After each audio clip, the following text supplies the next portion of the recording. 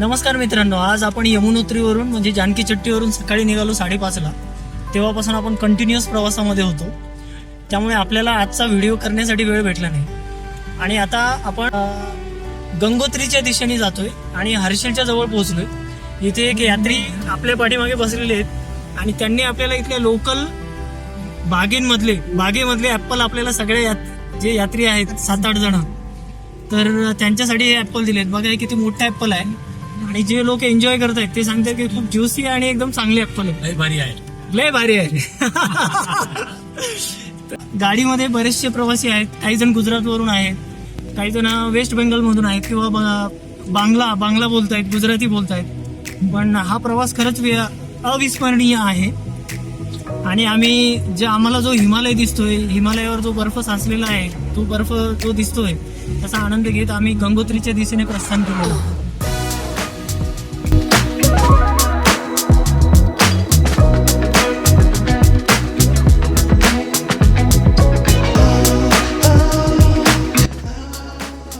संध्याकाळचे ठीक 7:13 झालेले आहेत आणि जवळपास 12 तासांचा प्रवास करून आम्ही गंगोत्री येथे पोहोचलेलो आहोत.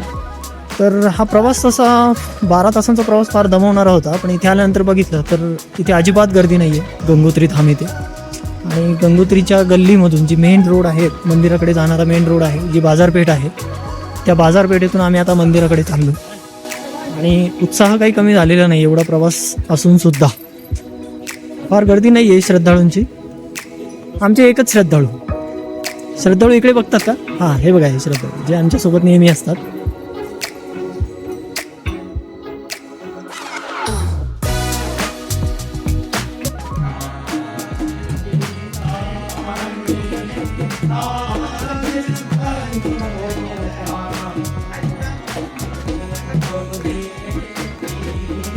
सकाळचे 7:15 वाजलेले आहेत. आम्ही गंगोत्रीमध्ये आहोत आणि उठल्यानंतर दरवाजा उघडून जेव्हा बाहेर आलो तेव्हा समोर बघितलं तर हा गंगोत्रीचा अद्भुत नजारा. तुम्ही बघा, रूमच्या समोरच मोठा डोंगर आहे, थंडी आहे भरपूर.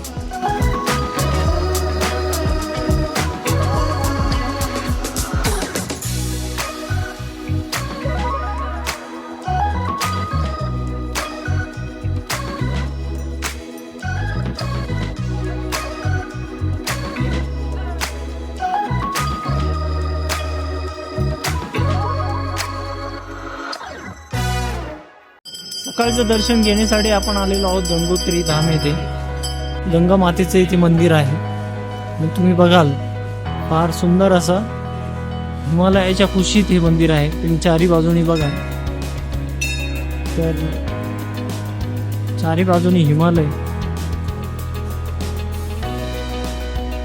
आणि हिमालयाच्या कुशीमध्ये हे मंदिर आहे. फार सुंदर असं मंदिर आहे आणि फार आल्हाददायक असं वातावरण आहे, कारण गर्दी पण जास्त नाही आहे, थंडी पण जास्त नाही आहे, नॉर्मल थंडी आहे.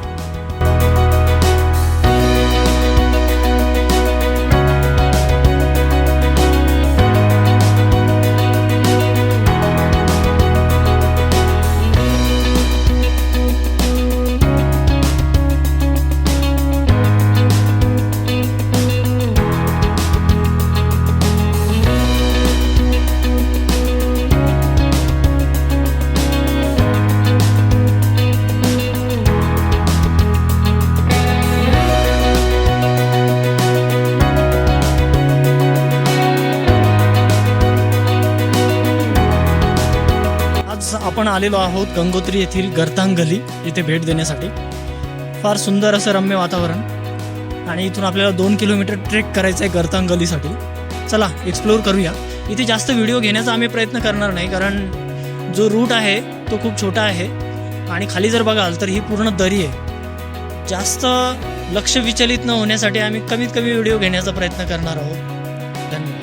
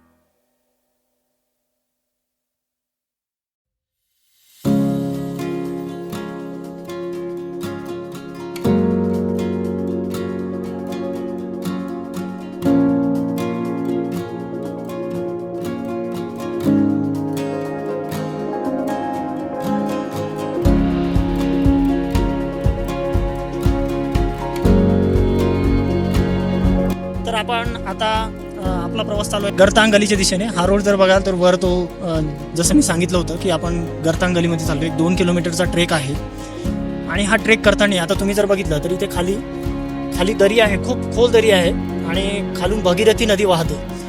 येथील एका माणसाला भेटलो की बाबा आम्हाला आंघोळ करायची, तर त्यांनी सांगितलं, बोलता बोलता तो बोलून गेला की तुम्ही जे काही पापं केली असतील या भगीरथी नदीत, इथे गंगोत्री उद्गम स्थानाच्या इथे जर तुम्ही आंघोळी केल्या तर तुमची सगळी पापं धुतली जातील.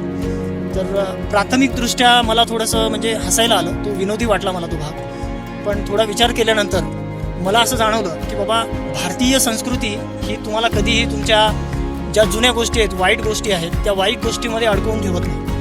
आता खरं पाहता जर आपण म्हटलं की खरंच आपण जी पापं केली आहेत गंगा नदीमध्ये आंघोळ केल्यानंतर धुतली जाणार आहेत का, तर त्याचं उत्तर आहे नाही. कारण केलेलं जे कर्म आहे तुमचं, ते तुमचं भूतकाळातलं कर्म आहे. पण जे भूतकाळातलं कर्म जे आपलं आहे त्या कर्माच्या बेसिसवर जर आपण आपलं पुढचं आयुष्य टेन्शनमध्ये किंवा तणावामध्ये जर जगणार असू तर खरंच त्याला काही अर्थ नाही आहे. तर भारतीय संस्कृतीमध्ये तुम्ही जर बघितलं असेल की बाबा वाल्याचा वाल्मिकी झाला किंवा बरेचशा अशा आपल्याला दाखले आहेत की बाबा जिथे आधी तो माणूस वाईट होता आणि मग नंतर त्याने असं ठरवलं की बाबा इथून पुढे आपल्याला हे जीवन चांगलं जगायचं आहे, तर भारतीय संस्कृती त्याला नक्कीच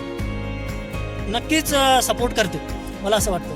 तर मग आपण परत आपल्या विषयाकडे येऊया की बाबा खरंच आपली पापं धुतली जातील का, तर पापं धुतली जाणार नाहीत. पण इथून पुढचा जो आपला जीवनाचा प्रवास असणार आहे, तर माणूस एवढ्या दुरून येतोय गंगोत्री सारख्या ठिकाणी हिमालयात, तर कदाचित असा विचार करून येत असेल की बाबा आत्तापर्यंत माझ्याकडून जे वाईट कर्म झालेत, इथून पुढे मला सुबुद्धी लाभो आणि इथून पुढे जो माझा जीवनातील प्रवास असेल तो खरंच मला चांगल्या रीतीने करायचा आहे. आणि इथे गंगोत्रीला येऊन किंवा हिमालयात येऊन मी माझं चिंतन करून माझा पुढचा जीवनाचा प्रवास आहे तुम्ही चांगला करण्याचा प्रयत्न करेल. आणि आपली हिंदू संस्कृती त्याला खरंच मान्यता देते.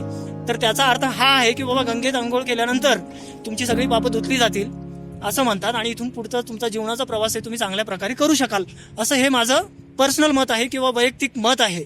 तर तुम्हाला काय वाटतं हे तुम्ही कमेंट करून मला नक्की सांगा.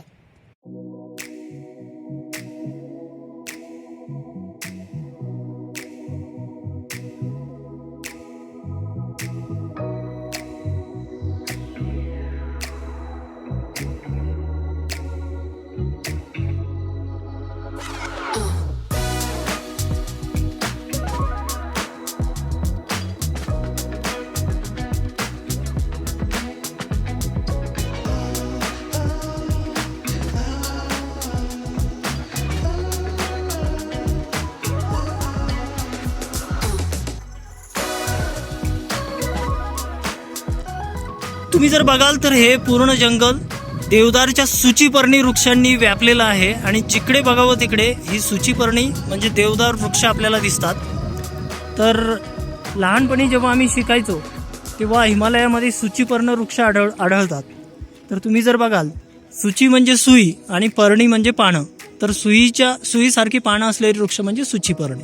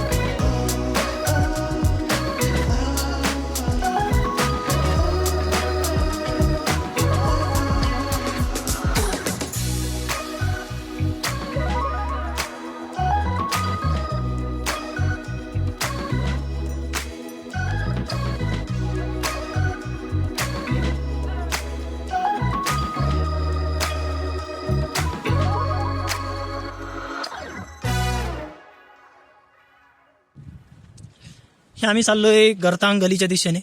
जवळपास 1.5 किलोमीटरचं अंतर पार केलेलं आहे आणि जाताना जी हिमालयाची प्राकृतिक सुंदरता आहे, देवदारचे जंगल, ॲक्च्युली देवदार वृक्ष जे आहेत, एवढे मोठे मोठे वृक्ष आहेत की बाबा आपण कल्पना नाही करू शकत. आणि या हिमालयामध्ये जे देवदार वृक्षाची जी जंगलं आहेत, ती जंगलं एवढी सुंदर दिसतात आणि त्याला बघणं हे खरंच म्हणजे डोळ्यांना तृप्त करणारं आहे.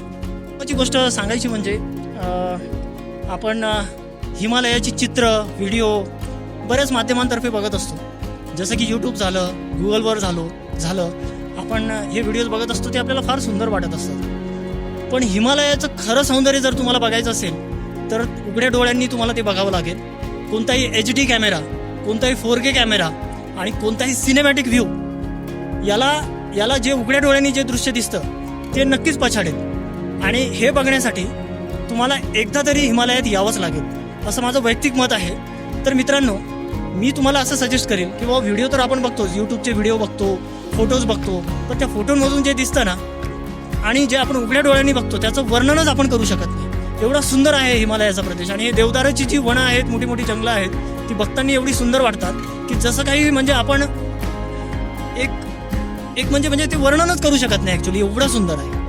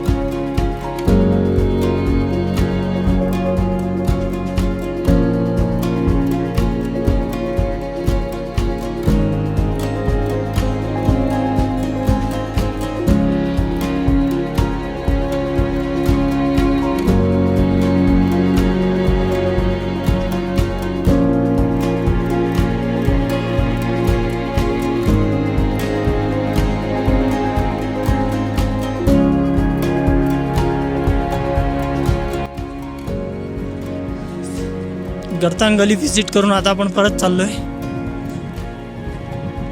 देवदाराची झाडं, व्हॅली,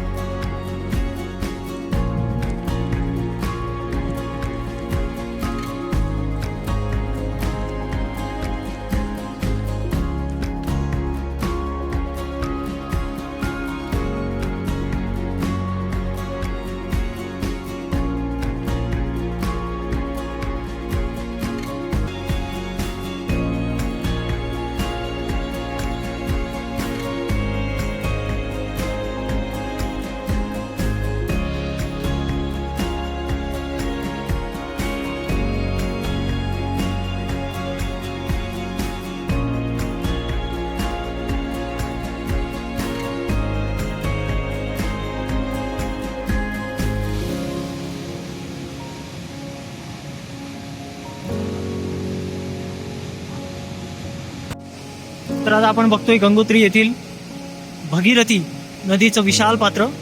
हिमालयातून येणाऱ्या ग्लेशियरच्या पाण्यापासून जे खाली येते पाणी, खूप थंड पाणी असतं आणि पुढे जाऊन ही भगीरथी नदी देवप्रयागला अलकनंदा नदीला मिळते आणि तिथून पुढे ॲक्च्युअल गंगा चालू होते.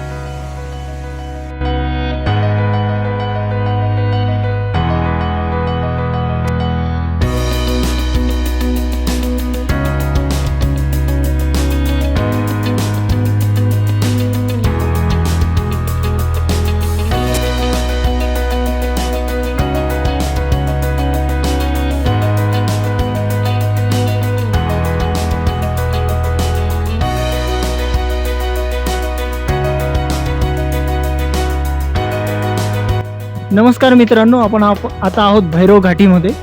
इथून आपण गंगोत्रीला जाण्यासाठी टमटमची वाट बघतोय.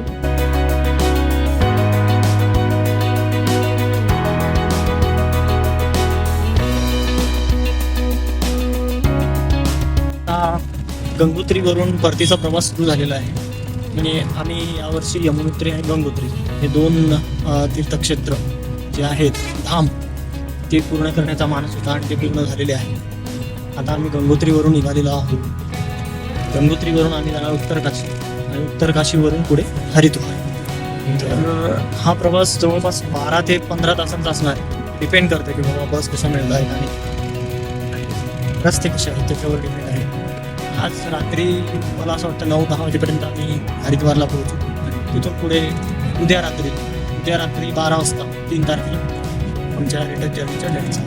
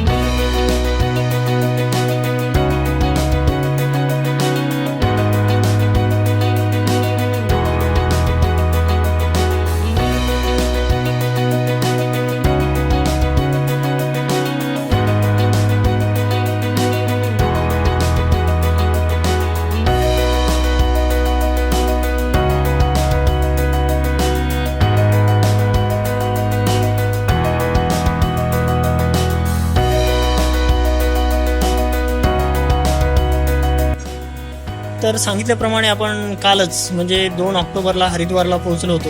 हरिद्वारला सुमारे रात्री 9 वाजता पोहोचलो. पण आपण एक दिवस आपला स्पेअर होता की जर कुठे काही प्रॉब्लेम झाला तर एक दिवस आपल्याकडे असावा. त्यामुळे आपण 3 तारखेच्या रात्रीची 12 वाजताची ट्रेन बुक केलेली आहे, नंदादेवी एक्सप्रेस, जे आपल्याला उद्या कोट्याला सोडेल. कोट्यावरून एक 3-4 तासाचा ब्रेक घेतल्यानंतर संध्याकाळी 5 वाजता तिथून आपल्याला कोटा पुणे अशी ट्रेन आहे, जी परवा म्हणजे 5 तारखेला सकाळी एकंदरीत 8-8:30 वाजता आपल्याला पुण्याला सोडेल. तर आता आपला हरिद्वारवरून परतीचा प्रवास सुरू झालेला आहे. तर आपण आता भेटूया पुण्याला.